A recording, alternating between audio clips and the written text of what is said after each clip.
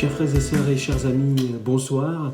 Ravi de vous retrouver à nouveau pour passer ce moment ensemble autour de la parole de Dieu et plus précisément depuis la semaine dernière à travers les lettres de l'apôtre Jean. Jean qui est un apôtre qui faisait partie des 12 et qui nous apprend quand même, qui nous fait passer quelques tests par rapport à notre propre foi. Et dans son premier livre, sa première lettre, au verset premier, il nous avait dit que nous vous annonçons le message de celui qui est la vie.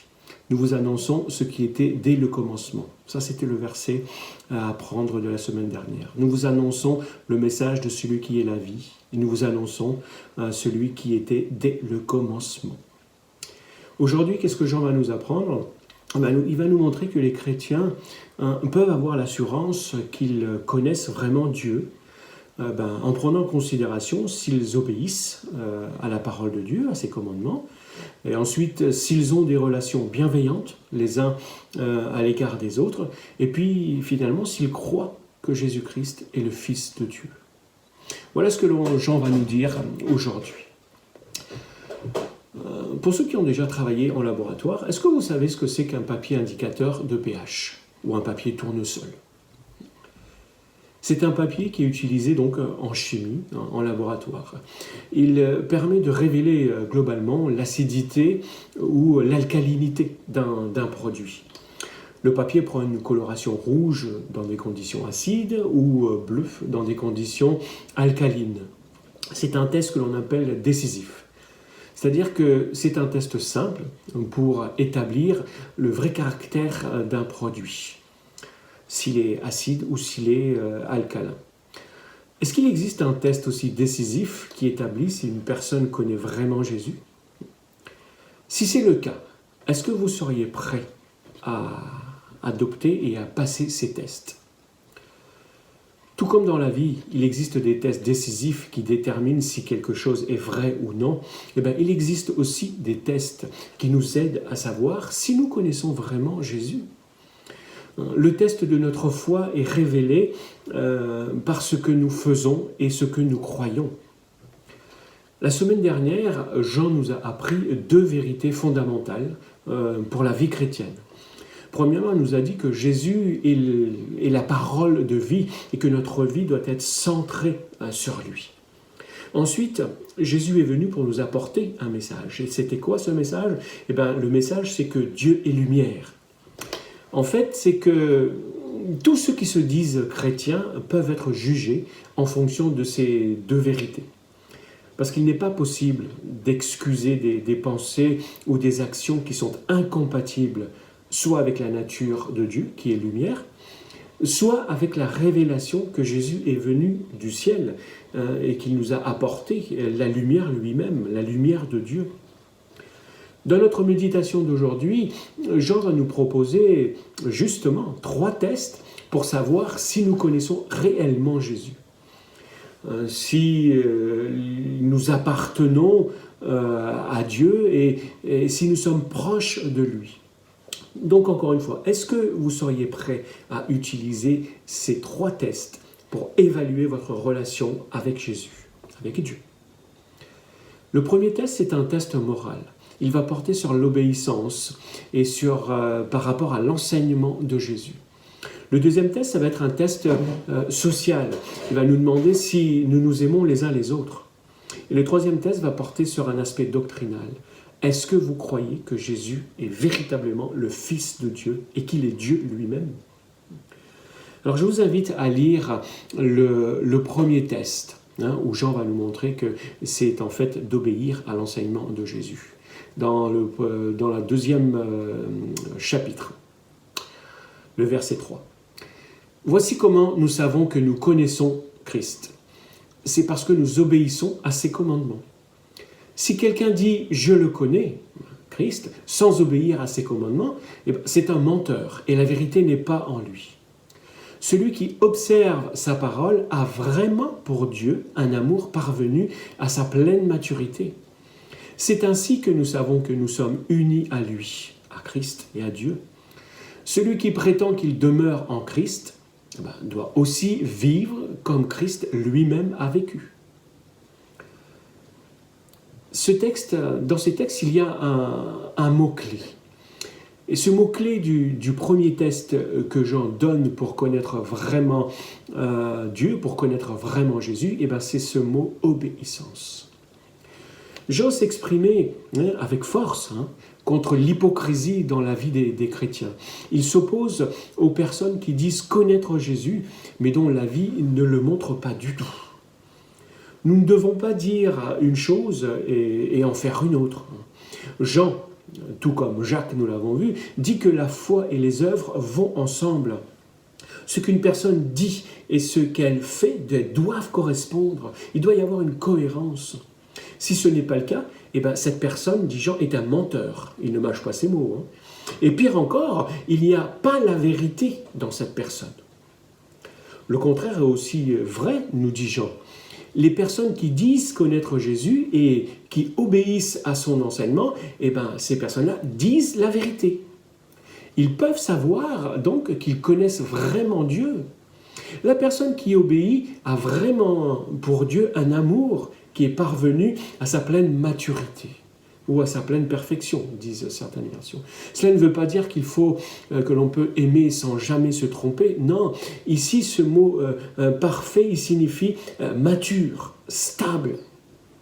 Donc celui qui obéit à la parole de Dieu, il peut être sûr d'appartenir à Dieu. Et si c'est le cas, ces personnes-là ont passé le premier test. C'est ça, le test moral. Donc on va lire le deuxième test, à partir du verset 7. Et Jean va nous proposer une nouvelle loi maintenant.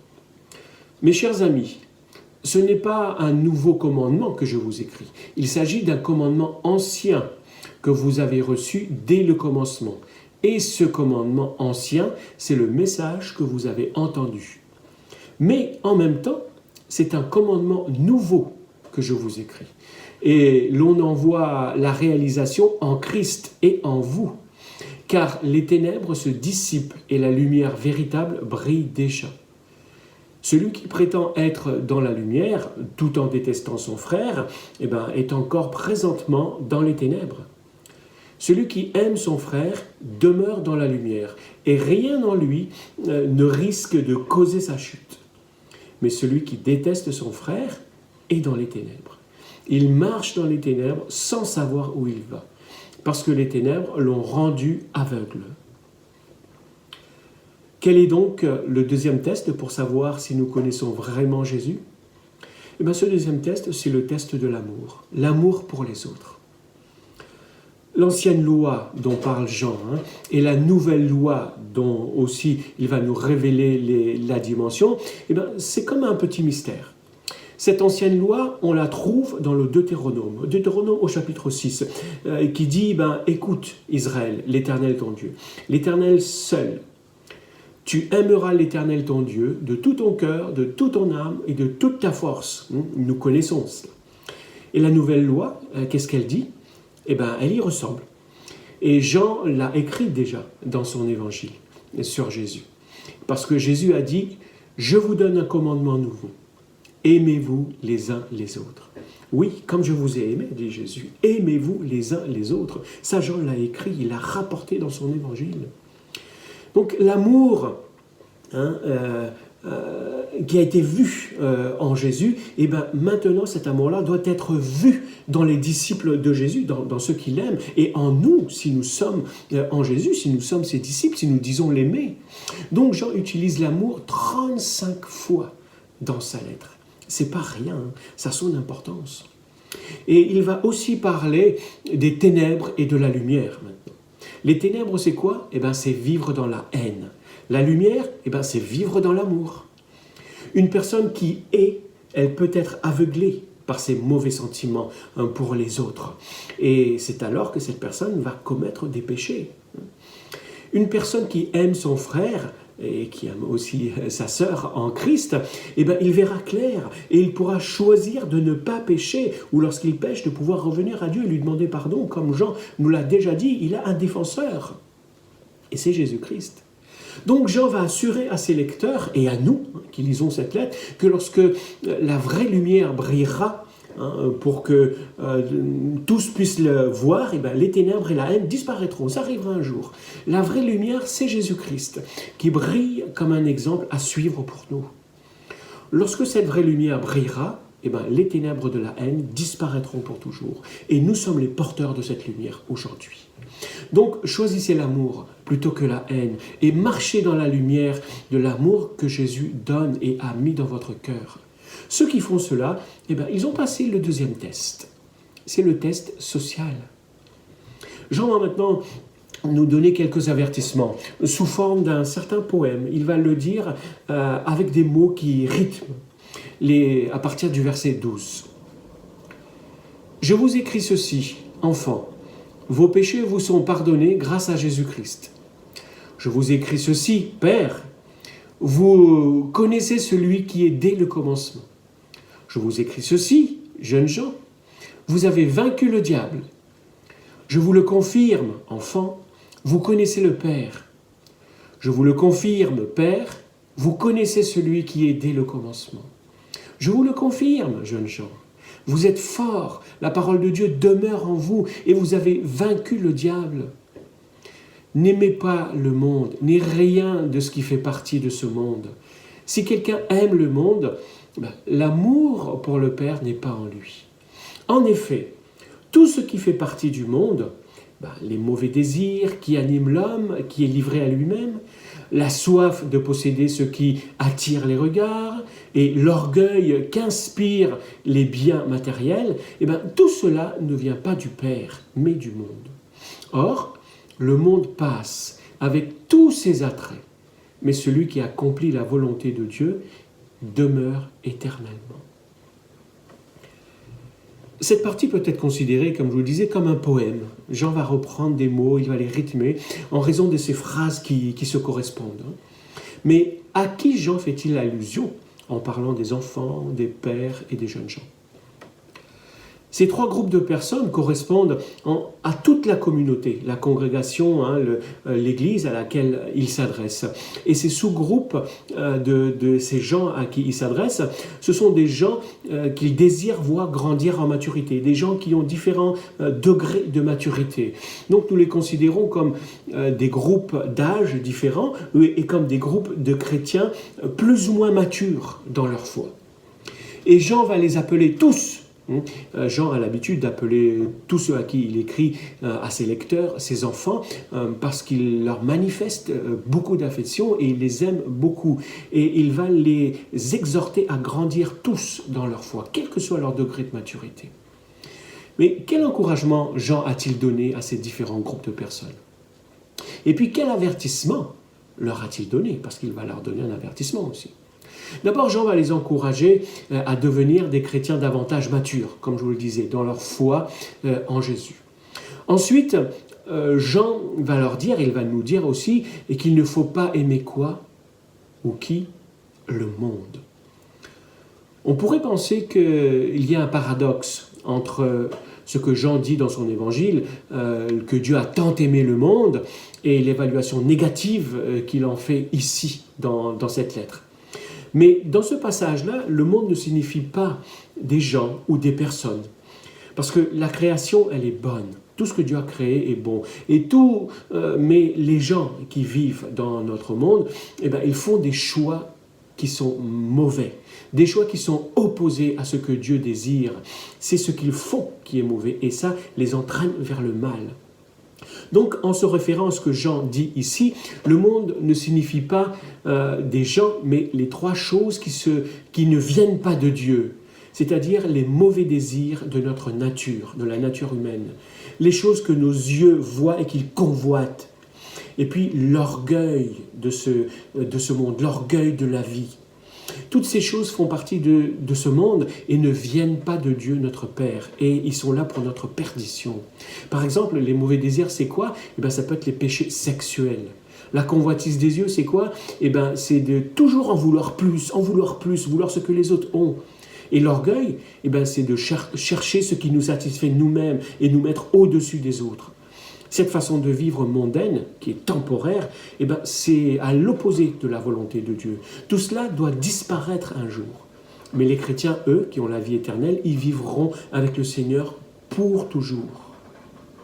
Continuons la lecture pour voir le troisième test, à partir du verset 18. « Mes enfants, c'est la dernière heure. Vous avez appris qu'un antichrist doit venir. Or, dès à présent, beaucoup d'antichrists sont là. Voilà pourquoi nous savons que nous sommes entrés dans la dernière heure. Ces adversaires de Christ sont sortis de chez nous, mais en réalité, ils n'étaient pas des nôtres. Car s'ils avaient été des nôtres, ils seraient restés avec nous. Mais ils nous ont quittés pour qu'il soit parfaitement clair que tous ne sont pas des nôtres. Vous, au contraire, vous avez été oints du Saint-Esprit par celui qui est saint, et vous avez tous la connaissance. Si je vous écris, ce n'est pas parce que vous ne connaissez pas la vérité, mais parce que vous la connaissez, et qu'aucun mensonge ne vient de la vérité. Alors, qui est menteur ? C'est celui qui nie que Jésus est Christ. Et l'Antichrist, c'est celui qui refuse de reconnaître le Père et le Fils. Tout homme qui nie que Jésus est le Fils de Dieu ne connaît pas non plus le Père. Celui qui reconnaît que Jésus est le Fils de Dieu connaît aussi le Père. C'est pourquoi, tenez-vous soigneusement à l'enseignement que vous avez reçu dès le commencement. Si ce que vous avez entendu dès le commencement demeure en vous, vous demeurez aussi unis au Fils et au Père. Et voici la promesse qu'il vous a faite. C'est la vie éternelle. C'est au sujet de ceux qui vous entraînent dans l'erreur que je vous écris ces choses. Quant à vous, l'esprit dont vous avez été oint par Christ demeure en vous. Vous n'avez donc pas besoin que l'on vous instruise, car cet esprit dont vous avez été oint vous enseigne tout. Il est véridique, il ne ment pas. Restez donc attachés à cet enseignement tel que vous l'avez reçu de l'esprit. Ces versets révèlent le troisième test qui nous aide à savoir si nous connaissons vraiment Jésus. La fin est proche, dit Jean. Ça veut dire que nous sommes dans les derniers temps et que Jésus va bientôt revenir. Donc, nous devons connaître et dire la vérité sur Jésus. Mais comment Jean appelle-t-il les personnes qui ont quitté la communauté de foi, ceux qui ont quitté, qui ont abandonné la foi? Jean les appelle les faux enseignants, les antichrists. La personne qui dit que Jésus n'est pas Christ, il est contre Dieu lui-même. Il est contre Jésus. Cette personne est un faux Christ. Et il est important de savoir que le Père et le Fils sont un, qu'ils sont unis l'un à l'autre. Mais comment Jean décrit ces personnes qui nient cela? Il les appelle les antichrists. Donc ces antichrists sont ceux qui disent que le Père et le Fils ne sont pas un. Et les gens qui nient le Fils, qui nient Jésus donc, ils nient aussi le Père. Jean qualifie ces personnes de menteurs. Et beaucoup de gens prétendaient cela déjà à l'époque de Jean. Il y en a certains qui l'ont dit dans le passé, il y en a qui soutiennent encore cela aujourd'hui. Et c'est ainsi, dit Jean, que nous savons que la fin est proche. Ceux qui croient en la vérité, c'est-à-dire que Jésus est le Fils de Dieu, ils ont passé le troisième test. C'est le test doctrinal, c'est le test de la foi. Qu'est-ce que Jean affirme aux chrétiens donc, qui sont authentiques, ceux qui ont cette foi authentique? Ils ont le Saint-Esprit. Et ils ont donc la vérité en eux. Le Saint-Esprit, c'est la troisième personne de la Trinité, de la divinité. Le Saint-Esprit aide les chrétiens à rester dans la lumière et dans la vérité. Il nous aide à distinguer la vérité du mensonge. C'est un enseignement clair, dit Jean. Dieu le Père, Dieu le Fils et Dieu le Saint-Esprit, ils sont unis. On ne peut pas les dissocier. Il est préférable de ne pas avoir affaire à des gens ou de ne pas avoir comme professeur et d'écouter quelqu'un qui ment à propos de Jésus, qui dit que Jésus n'est pas Dieu. Les menteurs ont quitté l'Église, nous dit Jean. Pourquoi? Ils n'y restent pas parce qu'ils n'ont jamais vraiment été des chrétiens. Ils n'ont jamais vraiment cru que Jésus était le Fils de Dieu et qu'il était Dieu lui-même. Et comment Jean dit-il que nous pouvons éviter ce type d'erreur et d'être trompés par ces gens? Il nous a rappelé d'écouter la voix intérieure de l'Esprit qui habite en nous, l'Esprit de Dieu.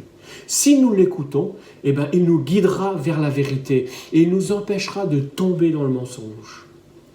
Pour conclure, obéir à Dieu, aimer son prochain et croire en Jésus-Christ comme étant le Fils de Dieu, ce sont les 3 façons qui nous rapprochent de Dieu et qui nous assurent que nous connaissons Dieu. Donc pour résumer, dans notre passage d'aujourd'hui, Jean écrit pour nous donner,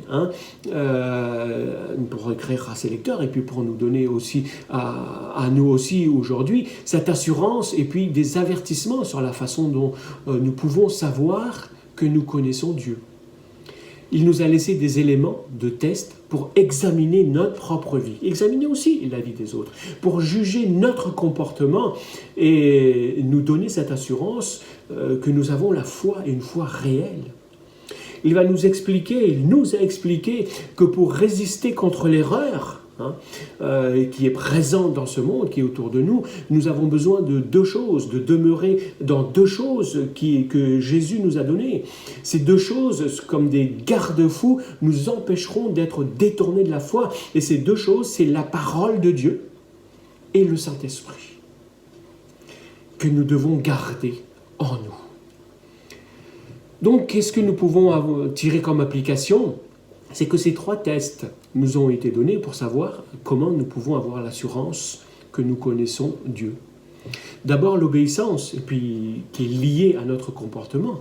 L'obéissance à la vérité de Dieu. Est-ce que c'est de cette façon que nous nous comportons dans la vie? Est-ce que notre comportement est un comportement qui manifeste l'obéissance à la parole de Dieu? Est-ce que mon comportement montre que j'obéis à la loi de Dieu? Ensuite, l'amour. L'amour, c'est-à-dire le fruit. C'est un fruit que l'Esprit produit en nous. Est-ce que l'amour est le fruit dans ma vie qui montre que j'aime Dieu et que je garde cet amour dans mon cœur en aimant les autres aussi? Troisièmement, la foi en Jésus-Christ. Est-ce que c'est le fondement de ma vie maintenant? Est-ce que ma foi en Jésus-Christ, le fait qu'il soit le Fils de Dieu, est-ce que c'est ça le fondement de ma vie? Est-ce que c'est ça qui guide mes actions? Est-ce que je crois que Jésus est vraiment le Fils de Dieu? Est-ce qu'il est pleinement Dieu et pleinement homme aussi? Parce qu'il a marché sur cette terre. Et les 2 garde-fous donc contre l'erreur, c'est quoi? C'est la parole de Dieu et le Saint-Esprit. La parole de Dieu, c'est une protection objective qui me donne les preuves extérieures. Le Saint-Esprit, c'est une protection subjective, intérieure. Et les 2 sont nécessaires pour nous préserver dans la vérité et contre l'erreur. Et c'est grâce à eux que nous devons demeurer personnellement et intimement. Nous devons les garder personnellement, intimement en nous. Et donc la question, c'est quelle relation est-ce que vous entretenez avec cette parole de Dieu et avec le Saint-Esprit? Terminons par les sujets de réflexion. Première question. Jean nous a dit que la vérité, c'est quelque chose que l'on fait, que l'on pratique, tout comme Jacques nous le disait. C'est l'obéissance. Qu'est-ce que vous faites? Qu'est-ce que tu fais pour montrer que tu obéis à Jésus? Deuxième question. Une partie de cette obéissance à Dieu, à Jésus, consiste à nous aimer les uns les autres. Et cet amour-là, elle nous rend obéissants aussi. Dans quelle mesure est-ce que tu aimes Dieu? Est-ce que tu aimes les autres? Qu'est-ce que tu fais pour montrer que tu aimes Dieu en aimant les autres? Troisièmement, est-ce que tu es davantage attiré par ce que ce monde t'offre? Est-ce que tu veux suivre ce que ce monde pense, les idées de ce monde et ses modes? Qu'est-ce que tu fais pour te tenir à l'écart de ce monde, donc du péché et des ténèbres? Parce que tu es dans la lumière. Quatrièmement, quelle est l'importance pour toi de connaître Jésus-Christ comme étant le Fils de Dieu? Le fait qu'il soit homme et qu'il soit Dieu à la fois, qu'il soit mort pour toi sur la croix et qu'il t'a offert la vie éternelle. Est-ce que cette assurance est bien ancrée et au centre de ta vie? Voici le verset à mémoriser. Celui qui observe sa parole a vraiment pour Dieu un amour parvenu à sa pleine maturité. C'est ainsi que nous savons que nous sommes unis à lui, à Christ. 1 Jean chapitre 2 et verset 5. Faites de ce verset une partie de votre prière au quotidien. Elle vous gardera dans la lumière. Elle vous gardera ferme contre l'erreur. Je vous invite à prier pour que nos vies puissent témoigner que nous connaissons réellement Dieu. Prier pour que nos vies puissent montrer que nous avons une foi réelle en Jésus-Christ, afin que nous puissions aussi aider d'autres personnes à découvrir qui est Jésus-Christ et aider ceux qui marchent dans la foi aussi à pouvoir être affermis dans leur propre foi. Prions ensemble. Seigneur Jésus, merci pour ta parole et merci pour ton esprit qui habite en nous. Ta parole nous donne les preuves que tu es Dieu, que tu es vraiment celui qui est venu nous annoncer la parole de Dieu, et tu as mis ton esprit en nous qui affirme ces choses, qui nous atteste que nous sommes vraiment sauvés, que nous sommes de toi, que nous marchons dans la lumière et que tu es avec nous.